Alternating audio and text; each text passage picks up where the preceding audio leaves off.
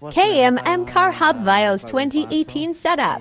Papalitan natin ng taillight, ng rear bumper, lalagyan natin ng ducktail. Medyo magkaiba yung kulay. Ipapantay natin kulay, tapos nakaangat. Pati ito, ayusin natin. Nayupi. So ayusin din natin yan. Tapos ito, ipipacelift natin yan ng 3.5. Fog light, lalagyan natin ng fog light. Yung engine cover papalitan, yung headlight papalitan. Ito papalitan to kasi walang fog light. So, yan. Sira na, papalitan natin yan. Then lalagyan din natin si sir ng side skirt yan.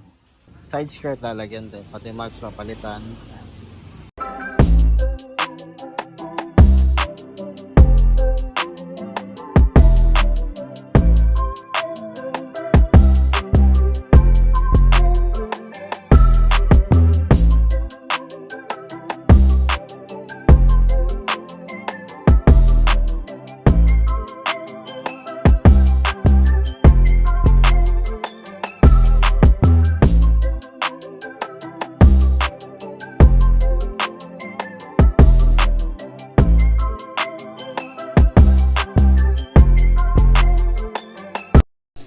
So ito pala yung finished product natin na pang Vios Gen 3. Ginawa natin 3.5.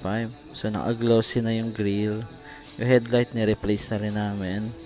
Lagyan namin ng DRL. So ito yung front bumper niya before. Then yung taillight, pinalitan na rin namin ng smoke. And then yung rear, naka-dragon taillight na rin si sir. Yan. Pati yung sa ilalim, nagpalit na rin kami ng rear bumper light. Yan. So napaka-visible siya sa gabi. Sobrang ganda nito, guys. Then ito siya pagka hindi pag hindi nakasindi, ganito naman yung ilaw niya, clear. Then malinaw talaga 'yan. So ito yung other side ng finished product natin. Talagang sobrang clean look talaga siya. Mo boss. So yan. Sige boss, brake mo. Oh, yan, ganda. Red na red. Yes, boss, KMM. Oh, boss, di ba? Update na namin. Boss, ano masasabi mo, boss?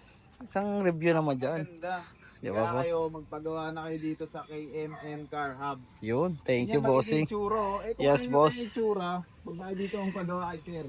Papakita. Pero dito, the best. Thank you, boss. Mamaya, papakita ko sa nila yung ano before and after. Mga kasalat. Side skirt pa lang,